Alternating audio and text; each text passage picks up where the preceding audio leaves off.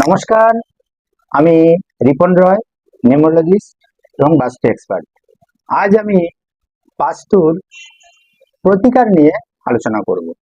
বাস্তু মতে আমাদের বাড়ির মুখ্য দরজা সূর্যের সাথে সম্পর্কযুক্ত, তাই আমরা একে সূর্যের দরজাও বলি।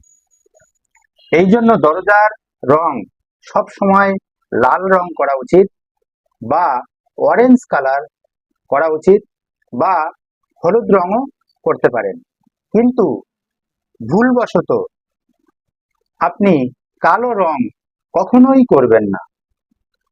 আর যদি আপনার দরজায় এই কালো রং থাকে তাহলে আপনি লোনে পড়ে যাবেন, আপনি ঋণী হয়ে যাবেন, আর কোর্টের চক্করে আপনাকে ঘুরতে হবে। তাই কালো রং যদি আপনার দরজায় থাকে তবে অবশ্যই পরিবর্তন করে ফেলুন এবং জীবনে সুস্থ থাকুন, ভালো থাকুন। ধন্যবাদ। রাধে রাধে।